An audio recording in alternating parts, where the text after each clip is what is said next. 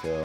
그런 분들은 좀 꿈꿔 와야 돼요. 왜냐하면 바늘이 들어갔다 나오면 조금 어혈이 생기잖아요. 미세출혈도 생기고 굵은 바늘로 하면 목이 이렇게 부을 때가 있거든요. 근데 목은 숨 쉬는 데가 있잖아요. 질식할 수 있는 응급 상황이 생길 수 있어요.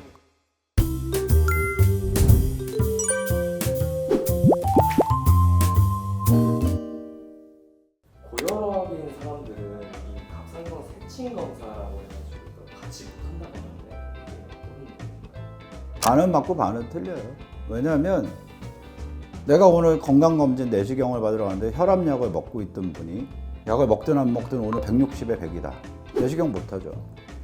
혈압이 그렇게 위험한 수준까지 올라가면 그 어떤 시술도 안 하는 게 의료의 그 방침 중에 하나예요. 일단 그것부터 안정시키고, 왜냐하면 혈압은 당장 나를 어떻게 만들 수 있지만 세친 검사는 진단 목적이기 때문에 지금 비정상 상태에 있는 혈압을 무시하고 침습적인 바늘 검사를 하지 않거든요. 어차피 바늘 찌르면 더 올라갈 수 있어서, 예를 들면 내가 혈압이 있는데 오늘 아침에 140에 90 정도다. 그건 방해가 되지 않습니다. 그냥 진행을 하고 혈압이 안정되는 거 보고 보내요. 다만 혈압 환자들 중에 아스피린 드시는 분들이 있어요. 그런 분들은 좀 꿈꿔 와야 돼요. 왜냐하면 바늘이 들어갔다 나오면 조금 어혈이 생기잖아요. 미세출혈도 생기고. 근데 아스피린 같은 항혈전제를 드시면 피가 안 멎는 경우가 있어요. 특히 세친 검사처럼 얇은 바늘이 아니라 총조직 검사라 그래서 굵은 바늘로 하면 목이 이렇게 부을 때가 있거든요. 근데 목은 숨 쉬는 데가 있잖아요. 질식할 수 있는 응급 상황이 생길 수 있어요. 그래서 진단을 위한 모든 검사는 안전한 게 첫 번째입니다. 그래서 저희는 원칙대로 아스피린 드시면 끊고 오십시오. 근데 아스피린을 못 끊는 분이 있어요. 내가 6개월 전에 관상동맥 시술을 해서 아스피린을 쓰고 있는데 동네에서 검진하다 보니까 갑상선 안 갑다 그래서 왔어요. 그러면 관상동맥 시술을 하면 아스피린 최소 1년은 못 끊거든요. 심장 주치의 선생님이 아스피린 끊을 수 있다는 얘기, 단 일주일이라도 끊을 수 있다는 얘기가 나올 때 그때 하셔도 됩니다. 정리하면 혈압 자체만으로는 금기 아니다. 근데 어떤 검사를 하든 혈압이 너무 높다 그러면 안정되게 하고 검사하는 게 맞다. 원장님, 갑상선 암 내시경 수술은 다양한 접근법이 가능하다고 하는데 이 내시경 수술의 종류가 어떤 게 있을까요? 갑상선 수술이 이제 목을 째는 전통적인 방법에서 왜 내시경이 나왔냐 하면은 복강경 시대가 되면서 배도 개복을 안 하고 카메라를 넣잖아요. 카메라의 장점을 느낀 거예요. 선명한 시야를 보여주니까 출혈이나 그 다치면 안 되는 장기 손상률이 떨어진 거거든요. 근데 갑상선이 여기서 이제 착안을 한 거죠. 그럼 목을 째지 않는 다른 루트를 통해서 내시경을 넣어보자. 카메라를 넣어보자. 그래서 처음에 여길 쬐어요. 흉벽을 쬐어요. 이게 내시경 수술의 시초예요. 여기가 사실 미용적으로는 별로 베네핏이 없거든요.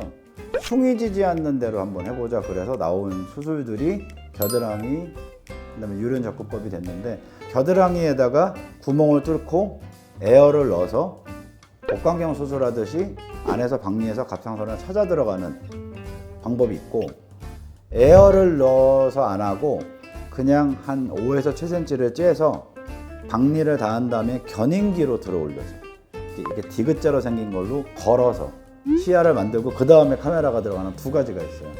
원래 우리가 갑상선을 째서 수술하면 이렇게 정면으로 들어가거든요.